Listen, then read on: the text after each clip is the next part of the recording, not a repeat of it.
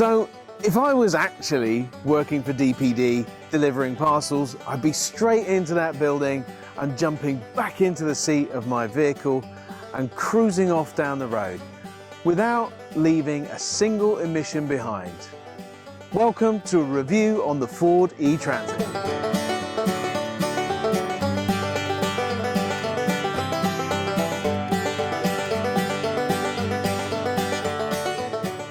So I have to confess to being a little bit excited about the arrival of the Ford eTransit.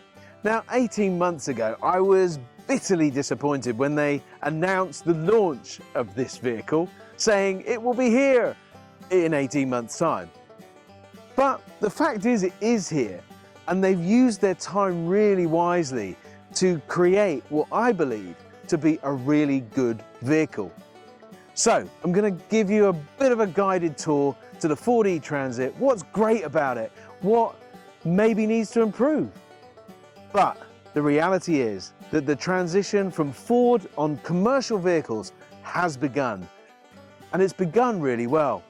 So if you like this kind of content and you want to help the channel, click like, click subscribe, hit the bell for more content every time I put stuff out just like this. But before I go any further, it would be sensible for me to tell you a little bit about DPD. So DPD, as you probably know, you have your deliveries and the parcels come to your door, and many times they come to your door in an electric van.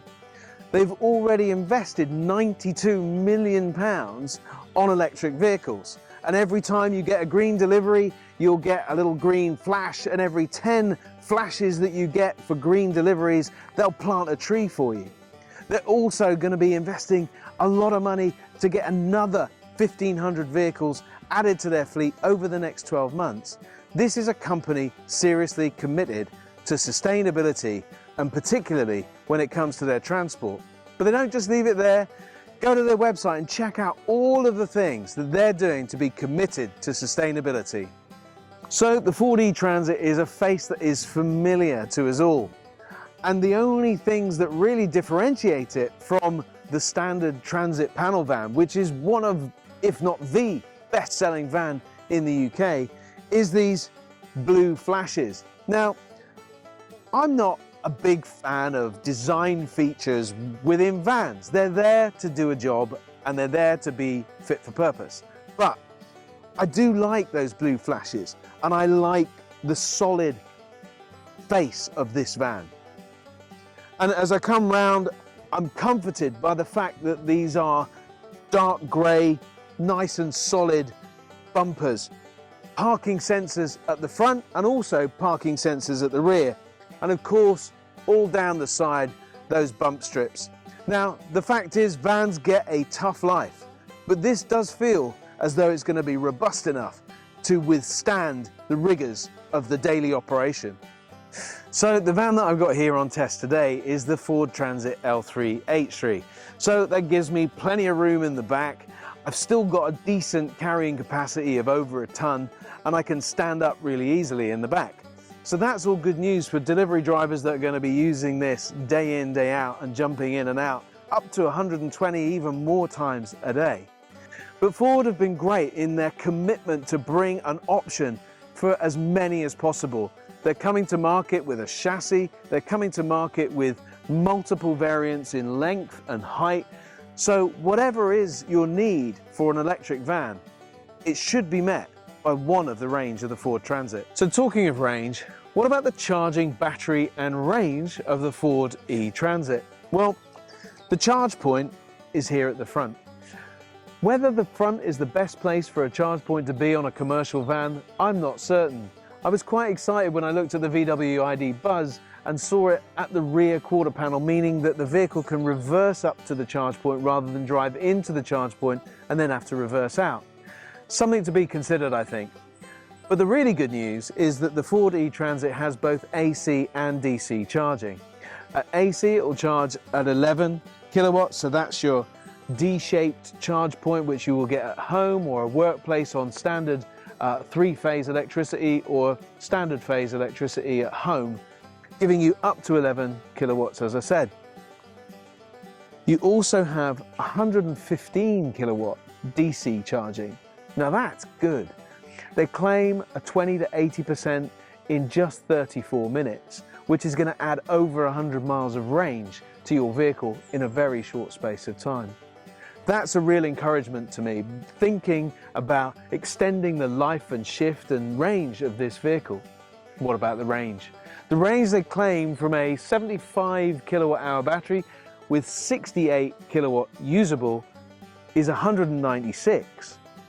That's really good, if it proves to be true. These are the WLTP figures, and who knows what they'll actually come out with real world.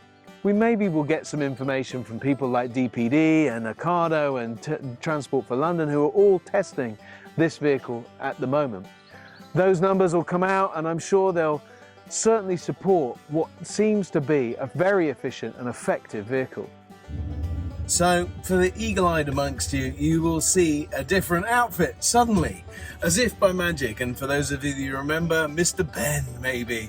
But I lost the footage from the interior of the cab, so here I am again doing it. But that's no bad thing, because it means another opportunity to spend a little bit of time in the inside, behind the driving wheel of the eTransit.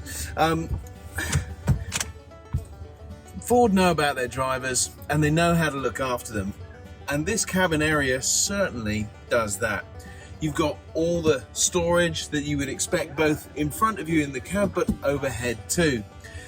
A great infotainment system that has all the functionality that you would want, including good and responsive sat-nav navigation, heated seats, gotta love a good bum warmer, air conditioning, and all of the things that you would expect to find in a high-end, well-specified van, perfect for the drivers.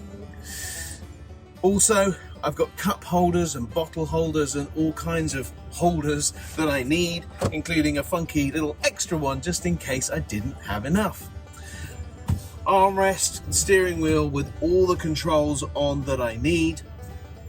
I can adjust my volume, I can mute, I can answer my phone, I can set the cruise control. They're not hidden away out of reach. They're there. Nice binnacle, giving me all the information that I need to get about my day's business. I've even got my driver behavior suggestions, telling me my score as I go along, really helping me to make sure that I get the very best out of the range of the battery, and also drive safely and effectively and efficiently, because we must always remember that efficiency is king. The gear stick control is not a gear stick anymore. It's the dial that has been favored by the Chinese brands, really. Seem to have these first, but has been adopted by Ford here with park, reverse, neutral and drive. There's also an L button, and I do need to get to the bottom of this L button because I don't know what it does. I might go and ask some people at the Ford stand. Anyway, that has been the inside of a Ford Transit van. So once around here at the back, you get the parking sensors, making sure that you're aware of any obstacles that are there, but also a reversing camera. And what I like about the reversing camera is it seems really well protected, and it gives tremendous visibility. But not only that, let me show you something around the side. For full 360-degree visibility, you've got cameras here at the side as well. This allows you to see all those obstacles that catch under the side sills of the vehicles and mean that you're going to be fully protected, because you'll have visibility from there and the rear view camera, but also these huge, well-positioned mirrors. So what about how practical this van is? Well, I mean, you've got a tremendous amount of space to get your pallets loaded from the side with a forklift, and also from a practicality perspective, a nice yellow grab handle to enable you to get in and out of the back with ease. Over 2 meters in terms of load height means I can stand up, and plenty of width to get all my goods and parcels in. What about load? So as you open the back doors, you immediately recognize that the attention to detail. The doors lock into place and then very simply unlock to give you your 270-degree loading, which allows you to butt up to your delivery bays and get the goods in really easily. So when it comes to payload, Ford have gone all out and taken advantage of the dispensation given by the government to register vehicles up to 4.25 tonnes. And what that's allowed them to do is to give you and me a payload of up to 1,758 kilos for the panel van and over 2,000 kilos for the chassis cab. So that means when you've built your conversion, you're going to have more available payload than you would do on your ICE vehicles, internal combustion engines. Another piece of information that got lost in the corruption of files was information about the power unit that comes standard with the van. So 2.3 kilowatts of energy can be deployed into whatever equipment that you need to power on site. So it's a fantastic option. Drawing power definitely from the high voltage battery and reducing the available range, but in the same way that you would run the engine sometimes in the old world. Now you're drawing a bit of power off the battery, so you just need to make sure that you've got enough energy to get where you're going. But this will power 2.3 kilowatts, and a house uses on average in a day 1.5 in an hour actually. So a house can run on 1.5 kilowatts, so 2.3, that's going to give you a lot of power for your tools and make sure that you're able to do your job on site. Wow, that has been the Ford eTransit, and what a vehicle it is. It's got the tech spec that you would expect. It feels like it's a leap forward. Decent sized battery with a very high claimed range, which only time will tell whether it performs at that level. Great charging speeds, great load capacity. What is not to love about this vehicle? I'm thinking that the minute that DPD and all those other big companies have had a chance to have their fill, whatever's left needs to be snapped up. It is a cracking vehicle, and I think should definitely be on your shopping list as soon as one becomes available. So let's hope that that's soon. Please, Ford. And we're looking forward to the launch of their next one as well, the smaller van.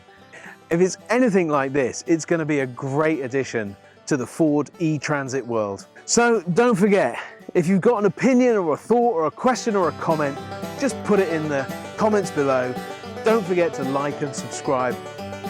We love the engagement that we get here at Electric Van Man, and tell me what you'd like to see. Speak to you soon.